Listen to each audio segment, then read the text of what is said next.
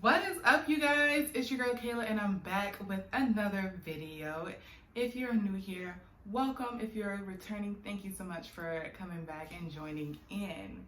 So today we are going to be talking about the hysterosalpingogram, also known as the HSG test. What the HSG test is, or hysterosalpingogram, is a test that uses dye and an x-ray machine to check your fallopian tubes and see whether they're open. For most women, it is a very uncomfortable procedure, and for some women, or quite a few women, it's a very painful procedure. A lot of people that I've seen on YouTube and on Instagram and whatnot that have talked about their hysterosalpingogram, they have said that it was painful. Even one of my sorority sisters who had the exam said that hers was painful. Unfortunately, it's painful, but it is a necessary evil, and it's just kind of one of those things that you just kind of have to muscle through. So my experience was actually different, so I wanted to come on here, share that with you guys, and let you guys know basically what the next steps are from here for me. So how do I put this? So going into the exam, I was very nervous because I'd seen all the reviews and I'd never seen anybody with a positive experience. I've heard that people have positive experiences, but I've never seen any. So I was really panicking because I've heard some people describe the dye as feeling like fire or lava going through your uterus and your fallopian tubes. And it's like the most painful thing ever, and just all of that. And me, I have a high pain tolerance, but I don't like pain. And when you're in that vulnerable position of laying on your back with your feet in the stirrups and you have to relax from the waist down, like completely relax, you can't bear down, you can't nothing. It is the most vulnerable position that you are in every time you're there. Whether you're getting an exam or you're giving birth, it is the most vulnerable position. So it was wild. Thankfully, because many years / degrees ago, I was studying for medical assisting. They did teach us that we are patient's advocate. So if our patient says that they're nervous or anything like that, it's our job to let the physician know and see what it is that we can do to bring their anxiety down. So when I went in, the nurse asked me how I was feeling. I told her I was scared, and upon inquiring, she's like, "Why are you scared?" And I told her, the immediate fear that I have right now is that it's gonna hurt, and everybody that I know of has said that it feels like fire or lava going through your hoo-ha, and I don't want to experience that. And so she tried to talk me down, but I was nervous. So I started to panic a bit once I was there, because they told me, you have to stay calm, you can't bear down or anything. And so if you bear down, if you flex your muscle or anything like that, it can actually be more uncomfortable for you. So she slid the speculum in, which hurt. It's always gonna hurt for me. According to my gynecologist, my hoo-ha is a little too tight and I should really see a pelvic floor specialist, but maybe kids will loosen it up. I don't know. So I'm waiting until after kids, and if it's still a problem, then fine. But the speculum went in. After that, there was not quite the catheter, but kind of like a catheter that they stick in through your cervix, not through the cervical wall, but through the hole in cervix. If they stick it through your cervical wall, I know you can't slap your doctor, but you need to. So they slide it in. That's supposed to be painful, or at least that's what she told me, but she slid it in and she filled the balloon up, and I did not feel anything. So that was great. And then I was able to look at the screen that was next to me, and I was able to see what looked like a bladder, or the shape of a bladder, start to fill up. Well, I don't know. I think that's the shape of a bladder, but it's actually not. Anyways, I see my uterus start to fill up, and she said, okay, I'm inserting the dye. And I panicked, even though the dye was already being inserted before she said it, because I was expecting pain. And once my mind really processed that there was no pain, I was able to start to calm myself down. But as soon as I did that, it started getting uncomfortable. The cramps, the best way, it is a cramp. It is a cramp, but my mind couldn't process, why would I be cramping if you're filling it up? Well, when you're filling your uterus up with these fluids, your uterus, it's almost like it processes what's going on to it, and it's like, what the freak are you doing? Have you lost your mind? Like, this is not sperm, this is not a baby. Why are you putting something in here? No. And it wants to flex and push it out. Your whole body wants to push it out, but you have to fight your body consciously to not push, because you need that dye to fill up your uterus and your fallopian tubes to do the test. So that is the hardest part, because all you want to do is bear down, and you can't. And yeah, so she was able to keep the dye going. It was really uncomfortable when it got to the left tube, and she was able to, immediately shoot the dye through, get it through. But my right tube was being a little dumb. She was closed. She had blockage. It looked like somebody had just, I don't know, it just looked like a little clogged artery, like a space where just scar tissue got stuck to each other in a little ball. And so she was forcing and forcing and forcing it through, and she was like, I can't find your right fallopian tube. And so I have to add more dye. The thing is, we could all see the right fallopian tube. You could see like a little bit at the beginning of it, but towards the beginning of it, there was that clot. So what she did was she forced the dye through, which broke up the blockage, which forced the dye through the fallopian tube and out. So that was very painful. It's a pain that you can bear. I promise you that is a pain that you can bear.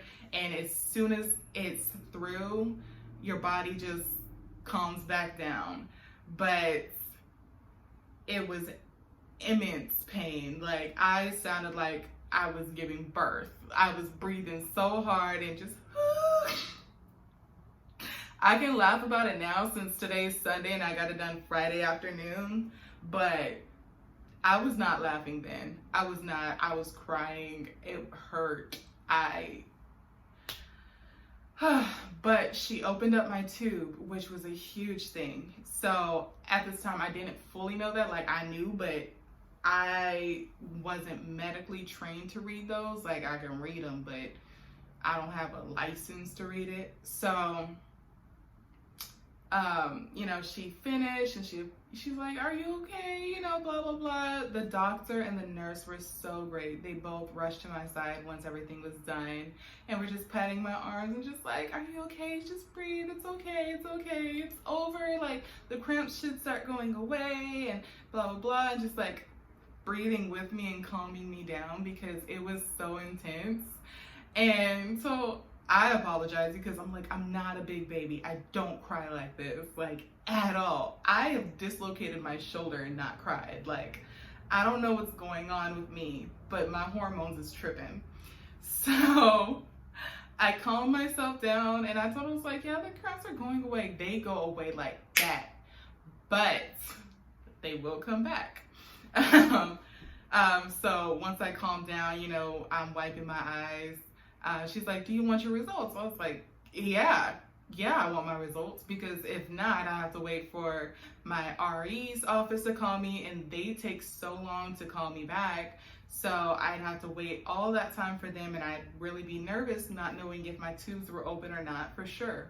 So she moved the screen over to me and she showed me that my tubes are now open. She told me what happened is that my right tube had a blockage in it from scar tissue, and so she forced the dye through, which is why it got so painful and uncomfortable. But now both tubes are open and now both tubes can produce eggs. And when she told me that, when she said your tubes are open, I lost it. I bawled out crying. You might as well have just told me like the baby is here, because I did not realize just how worried I have been about this procedure. I've been looking forward to this procedure for over a year. I knew that I'd have to have this procedure to know how far my endometriosis has progressed and whether it's gotten into my fallopian tubes or not, which it has, but the blockage that was there has been cleared out so I can still use them. So, yeah, that was really great. I just bawled out crying, and it's funny because when she said that, when I started crying, she's like, "Are those tears of joy?" I was like, "Yeah." And of course she starts tearing up, the nurse starts tearing up. We wrap up the appointment, and honestly, it was just so great. Like, it was hard for me to go in by myself, and you can bring a partner with you depending on the setting. Mine allows for you to bring a partner, but I'm by myself. So, yeah, it was a very emotional time. And so we wrapped everything up, and she gave me a hug and left. And so I changed my clothes, and the nurse was left behind, and she was talking to me, and she gave me a hug. She's like, "Can I hug you?" I was like, "Yeah," because girl, you gonna need a hug. I needed a hug. I needed a hug like nothing else in this world. And she was just speaking just words of positivity and encouragement and excitement for this whole journey. And it was such a great experience. Now, getting into the nitty-gritty though, I will write this down below as well. My history of salpingogram, it was done through a third-party imaging center. So my insurance, because this is not medically necessary in their eyes, they would not cover it. So I ended up paying $650 for it. It's due at the time of the appointment, so there's no payment plans or nothing. You just kind of have to pay it there. As for recovery though, they did recommend that you take some ibuprofen 45 minutes before your appointment. So I took 800 milligrams of Advil or ibuprofen, Advil. So I took 800 milligrams of that a little before 45 minutes before my appointment. So that did help with the cramping later. I did realize that going home was a bit, not dangerous, but it wasn't the wisest choice. I wish I had somebody out here that could have driven me home from my appointment, because my legs felt like jelly. Like, they felt like thick, high viscosity jelly. And that's all I could really feel of them. So I was kind of like, even though I could kind of push my leg down to drive, I had to manually push my leg a bit to like go up to speed limit, which, having endometriosis, when I had those pains in my legs would go numb many years ago, that I got that experience before. So I was able to work with it. And I don't live too far from the imaging center either, so that helped. But getting up the stairs to my apartment was a miracle. I don't know to this day how I got up there, but I did. One moment I was getting out my car like, all right, we got to figure this out. And then next thing I know, I was in my door and I was just collapsing on the couch. But yeah, so that was that. I did start getting cramps many hours later after the ibuprofen wore off. And even the next morning, I was getting some fairly uncomfortable cramps. And you just kind of feel like you need to like bear down. So I was just in that one birthing position that every woman is familiar with, whether you are birthing or most likely having cramps and they're that intense. I was in that cramping position and I was just bearing down, and I got through it. Took a hot shower, took some ibuprofen, and just did some stretches to kind of loosen up my lower back and whatnot and try to help everything. and I was good to go, you know, by the end of the day. So you guys, I promise you, you can do it. I know it's not the most fun procedure that we're gonna have, but if you have to have that hysterosalpingogram, it is completely worth it. I say try as much as you can to not panic. I don't know for sure what causes the dye to feel like it's burning when it goes in. My dye was clear, and I know I did like some research, and the theory that's not proven. The theory is that if you had certain STDs in the past, the scarring that those can cause and the residual whatnots of those can cause an adverse reaction with the dye to make you feel like a burning sensation.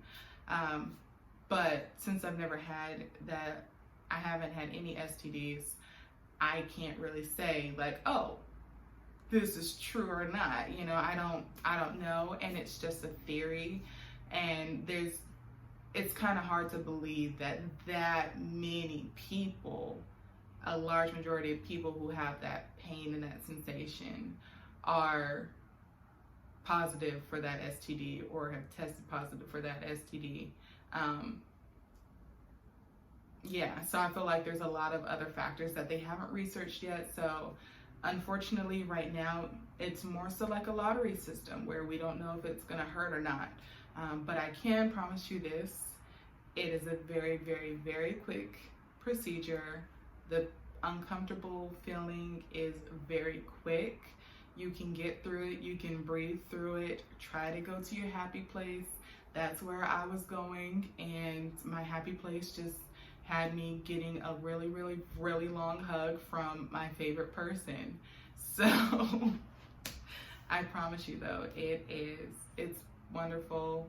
Well, it's not wonderful, but it's worth it, you know, to know whether or not your tubes are open, so you know whether or not you're going about the right way to conceive. It's worth it though. I can't say that enough because it truly is. So anyways, you guys, that is all I have for you guys today. If you've already had your HSG test, let me know how that was for you, whether it's a positive or negative experience, any tips that you may have for recovery or prepping your body for HSG, and I will see you guys next week.